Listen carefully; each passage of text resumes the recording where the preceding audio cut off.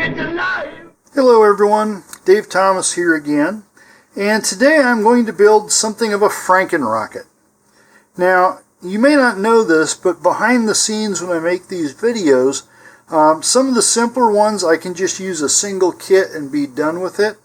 But for some of the more complex builds, or builds in which there may be options to choose from, I will often use 2 or sometimes even 3 kits in order to get the video just right and to show other things that you could do. For example, in some videos, I'll show that instead of using a rubber shock cord, that you could upgrade and use a Kevlar shock cord. Okay, so in this particular case, this body tube already has a motor mount in it, and it has an ejection baffle in it, and this started out as a Rocketarium Phoenix, which was actually one of the more recent videos I shot. And in that particular case, I had a problem where the ejection baffle glued itself into place too early, and I could not get it down far enough to use it for the remainder of the kit. Alright, I also have this, which was left over from another Rocketarium kit. I don't even remember which one now. And it's got a nice coat of primer on it already. So my idea was, instead of just wasting this and throwing it away, is I can put a coupler in here and then put this extension on, and that will give me enough room inside for the parachute to reside easily without popping the nose cone off. Okay, this is a Phoenix nose cone. And then I've got these fins from, I don't remember what rocket, but they've been paper laminated, and that was something I was showing as an option for that particular kit. But when I did the final video, I did it without the laminated fins. So what I'm going to do now is take all these spare parts and put them together into a new rocket using what we've got here, as well as a coupler. I also have some other nose cones. I might dig through my nose cone box and see if there's something else there. Now, in the original Phoenix kit, we had to add 14 grams of nose weight to this to keep it stable, but the Phoenix has some really big fins that put the center of pressure somewhat far forward. It's also not very long. So I am hoping that by putting this extension on, I won't need to actually add more nose weight to it.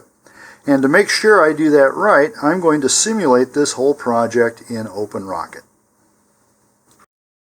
Here's my rocket in OpenRocket, and it looks pretty much like a fairly simple rocket. Now, if you don't have all these spare parts that I did, and you want to build this from scratch, what you can do is get a nose cone fairly similar to this one. And I'm going to go through these and show you the characteristics here. So this is an ogive nose cone. Nose length itself here is 7.6 centimeters. Diameter is for a BT60 tube, and then it's got a 1 inch or 2.5 centimeter shoulder on there. This one's made out of PLA since it was printed, but you can also probably find a nose cone from one of the manufacturers that's similar enough to it. This is the additional body tube that I put on here. It is 14 centimeters in length, and that is coupled over here with a 3-inch BT60 coupler. The parachute is a standard 15-inch. You can get these from both Rocketarium and from Estes. And then the shock cord here is 1/4-inch rubber, and it's about 2 feet long. Okay, this whole assembly here is the baffle assembly, which includes the screw eye for the shock cord, and you can order that as a sub-assembly from Rocketarium. The same is true down here for the engine mount. This uses an 18mm engine mount tube, and that whole assembly also can be purchased from Rocketarium. We have 2 standard 1/8 inch by 1 inch launch lugs there. And the fins are a fairly easy to do parallelogram or trapezoidal type fins. Here's the information if you need to make yours from scratch. Now, I've gone ahead and simulated this with a whole bunch of different motors here. So it will fly safely on anything from a B4, you could probably even use a B42, up to a D26. And all of those are nice and stable.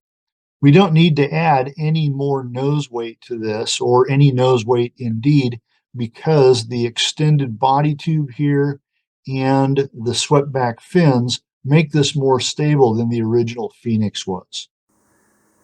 Coming back to our rocket parts then, for part of this, if you're going to try and build this from scratch, you'll probably want to go back and see some of the original videos. So the Phoenix videos I just finished before making this video, so those are up on my YouTube channel. And then for the laminated fins here, I have two series of Super Chief 2 videos. The original one is a couple of years old, and that's, I believe, where these came from. I also made a revised one last year, but that does not have the paper laminated fins. So go back and look at the original ones for those. Also, my Big Red Max, the original video for that, also shows how to use paper laminated fins. So that'll just give you the idea there. As I mentioned before, pretty much everything here is from Rocketarium. One possible exception is this coupler. I think it's from Apogee. But the rest of this is all from Rocketarium kits here. And so if you need individual pieces, you can check their website out. Most of the main body insides have been assembled already. So this is the motor mount package. And again, that can be purchased. Our baffle is down in there, which is the whole reason I had to stop this kit. Now, when you do if you're making one of these yourselves, you can go ahead and shove that baffle all the way down where it belongs, or you can put it up here, either one. Okay, so what we're going to have to do here is put the fins on, put the launch lugs on. I don't have the launch lugs sitting here, they're off in a box, but they're also from Rocketarium. Though if you have Estes ones laying around, they work fine too, they're standard size. I am going to paint the three sections different colors. So the main body tube and the fins, I am tentatively looking at a purple color for that. And then for the upper section here, that will probably be yellow or black. And then the nose cone will also either be yellow or black, contrasting with the body tube there. So I'm going to move this out of the way a bit, and we're going to attach the fins next. Now, even though these fins were laminated, I was doing them more as a demonstration, and so these were never completely finished to go onto a rocket. So they have been shaped, they are rounded on the forward edge, but some of them still have kind of a paper edge there, and so we can trim that a little bit and just kind of blend it in better using some 320 grit sandpaper here.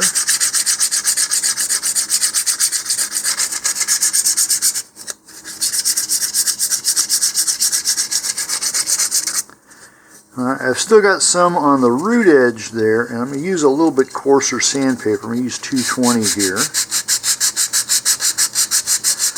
And this is going to tend to beat it up along on the edges. That's actually good. We want that. It gives us a bigger gluing surface. So that's just fine. If you don't like it, you can go ahead and sand it off there. Okay, and then on my trailing edges, this should just be squared off. You could taper them if you want to, but I had originally done this to be squared off. So here again, we'll just use a little 220 on that. Now in this case, I don't want the little paper bead here, and so I can use the 320 just to knock that down a little bit.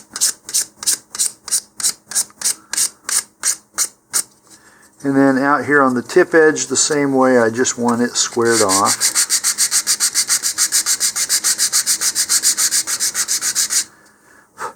Now before this, all of these edges had been treated with some super glue to make them more brittle and less porous, which makes the sanding easier and also just makes the transition between the paper and the wood better.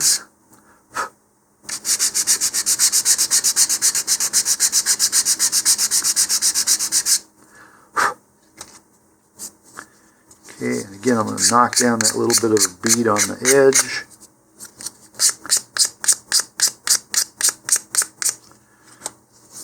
Okay, so that's pretty much ready to go. Some of these are ready, some are not, but we'll do those off camera as we go along. Here I'm going to use this fin alignment guide. Now in the case of this body tube that came from the Phoenix kit, it's actually very finely laser etched to show where the original fins went and everything, so you can use that initially. Now we won't need the whole thing. So the original Phoenix had a big fin here and a smaller fin behind it. We're just going to use those smaller fin outlines as guides here, and then this is all going to get painted over later on. But I've got this fin alignment guide. This one is from Apogee. I found it really useful when I'm doing Rocketarium rockets because so many of them use BT60 body tubes and 1/8 inch thick fins, and that's exactly what this was meant for. So this has been a good investment for me building a lot of Rocketarium kits. Alright, fins are going to go on like they usually do. I am going to move that out of the way initially. So using a little wood glue here. Alright, we're just going to put a thin uniform bead of glue on this. Alright, you can use a finger there to kind of smooth it out. Because again, too much glue will actually make this process a whole lot slower. Alright, and here I'm just going to pick one of the fin marks. I want my trailing edge there to be flush with the body tube. I'm going to pull that back off, and I'm going to allow this to get tacky for 30 to 60 seconds, and then we'll come back and put it back on. A little time has passed, and we'll go ahead and put this fin back on. Something I hadn't mentioned because I had done it originally with the kit was that I've gone through and sanded the areas where the fins are going to go really lightly with just some 150 or 220 grit sandpaper, just to take the glossy finish off and make them a better gluing surface. Okay, we're going to make sure the fin is straight and perpendicular. Alright, and I'm going to go ahead and slide my fin guide on here.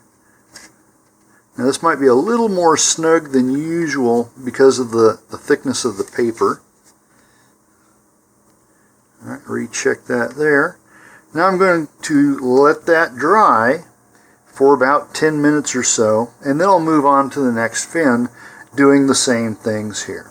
So while this is going, I'll make sure that the rest of the fins are ready to be glued on, and then I'm going to glue the rest on off camera. The glue is drying on my fins. I also added the launch lugs at the same time, using pretty much the same procedure that we do for fins. And as they are drying, I have also started painting the nose cone and the upper body tube, so they're in between coats. So the next thing we can do then is to assemble the parachute. Most of that is done for us. Now, as I do for all of my parachutes, I'm going to add a snap swivel to it. So here, start by gathering up all of the shroud lines on one finger, just kind of hook them around. And then I'm going to grab with my other fingers here the middle of the parachute sheet. And then I'm just going to pull on either ends here of the shroud lines and adjust my grip here until all of the points of the shroud line attachments are roughly in the same place. They're not perfect, but that's fine. Okay, so now I'm going to hold on to the loops up here. I'm going to pass them through the swivel end of the snap swivel. Okay, still holding on back here so I don't change lengths. Alright, so now I've got my loop, I've got my snap swivel here hanging. I'm going to pass that entire swivel up through the loop again, and then pull the loop down like this, and then tighten it. Alright, recheck and make sure I haven't moved my lines. If it has, just loosen that up and try again. That looks like about where I want it though. So then we'll just take a little bit of white glue or wood glue and just put a little dot of glue right there.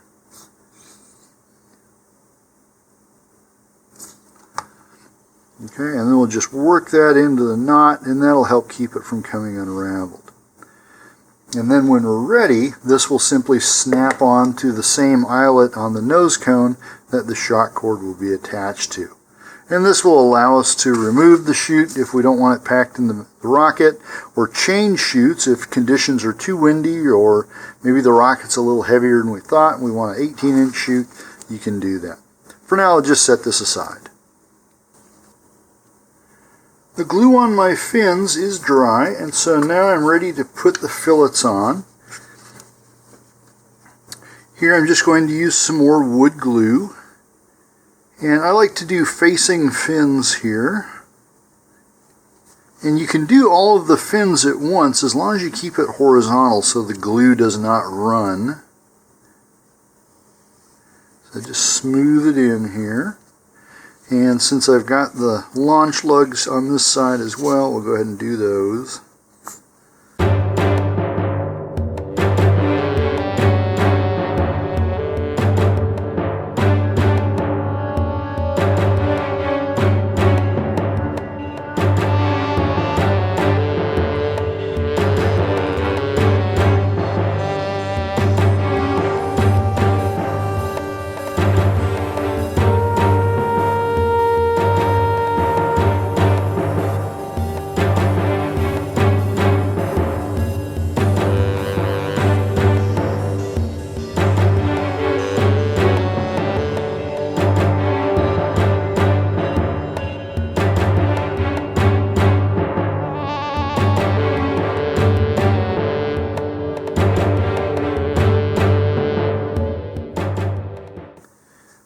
There we go, and I can just let this dry horizontally.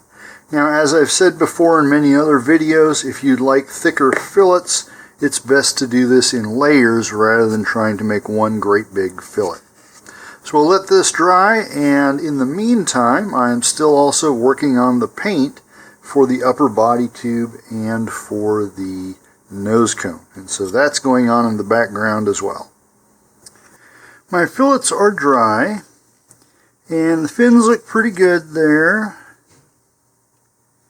Okay. A little dirt on the paper there, but that's okay. Now on the launch lugs, I've got some bubbles, and that frequently happens on launch lugs.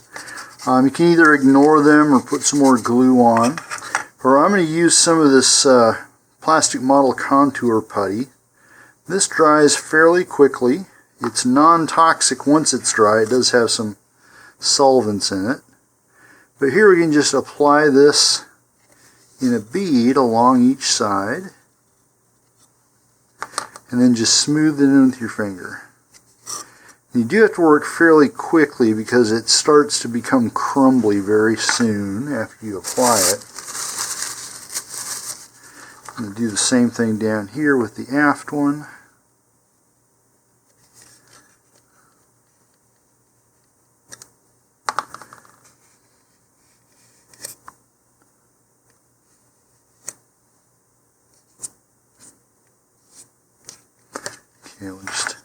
That'll come off later once it dries. So I'll let this dry for a bit and do a little sanding on it, and then this will be ready for priming. I've sanded the fillets on the launch lugs again, so those are looking much smoother. And this is ready to be primed at this point. I'm going to use some white primer on this, and then assuming everything looks good after that, it'll go to the paint. During this time, I have also painted the upper section that will enclose the parachute and recovery system, and this is finished. We'll just set that aside. The nose cone I had originally painted black, and I was trying to actually keep the 3D print lines there, but I had a little bit too much spray on there and it ended up dripping and running, so I went ahead and sanded that down using 220 and then 320 grit sandpaper, and I'm going to recoat this with black once more. But you can see where the original black paint has filled in a lot of the print lines there. Actually, kind of a neat effect by itself.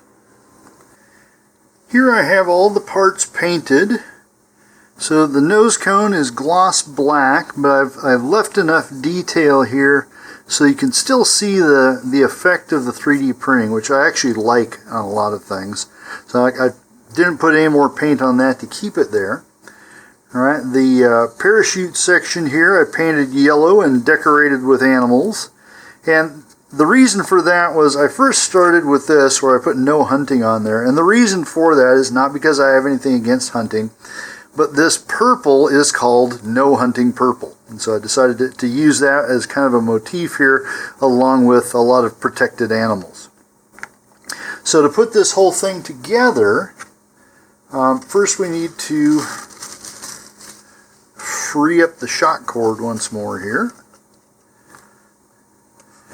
Alright, and I'm going to take my coupler and first just mark the middle of it here. So this should be 3 inches. We need 1.5 inches.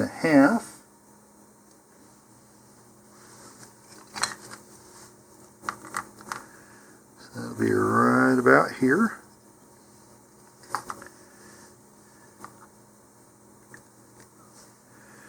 Alright, now the trickier part's going to be the main part of the rocket because of the shock cord. So what I'm going to do here is feed most of the shock cord through the coupler. And here I'm going to use an applicator for the glue just so I've got a bit more control.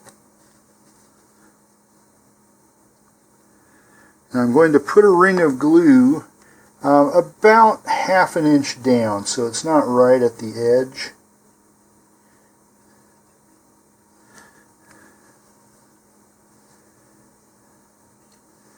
And then I'm just going to take the coupler here, get it in place, find my mark, and then I'm just going to push that in until I reach the mark there.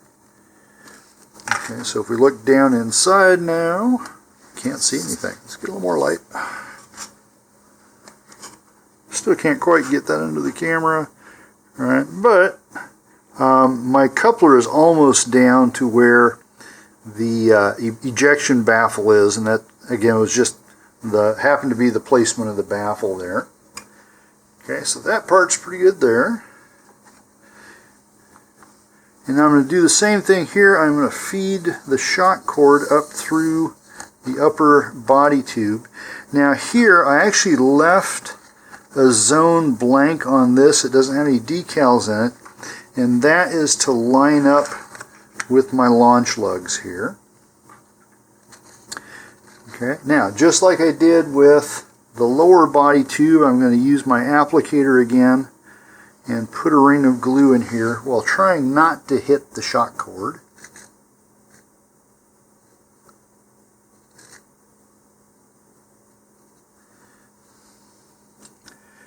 Okay, and I'm going to pull the shock cord tight and then just put this on again. Let me bring this over here more centered.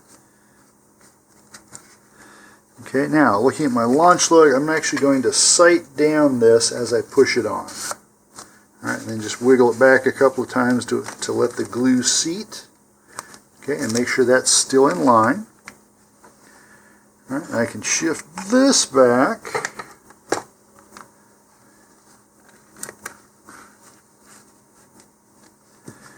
Okay, and we can tie on the shock cord to the nose cone here.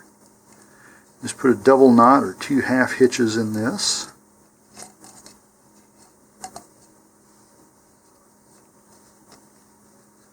Like so. Pull that from all ends and both ends at the same time so that everything is well seated in there. Once you've got that, go ahead and just put a little drop of white or wood glue onto that knot just to lock it in place. You can kind of work it around in there. It's actually more than you need. Okay, and then anything beyond about 1/4 inch or 5 millimeters here, we're just going to trim that back so it can't get caught in between the body tube and the shoulder there. And then I've got my parachute here with its snap swivel installed. So we'll just open that up and it pops on here as well, right next to the shock cord. Move the shock cord over just a little bit. All right, I'm going to do the other side.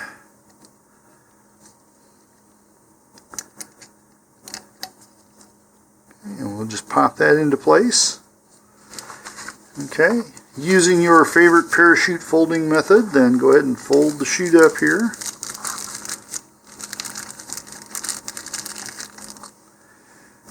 Okay, now make sure I am not going to pack that in yet because I've still got wet glue down inside there. Alright, but there is my Frankenrocketarium no hunting rocket there, and this, as soon as the glue dries, can be launched. So with that, hope you had a little bit of whimsical fun here as we built this thing. And I hope it encourages you to build your own rockets. You know, as I said, as you get into this hobby for a while, you start accumulating spare parts, and before you know it, you have enough to make a whole new rocket. So have a great flight and a safe recovery, and please stay tuned for more of my videos.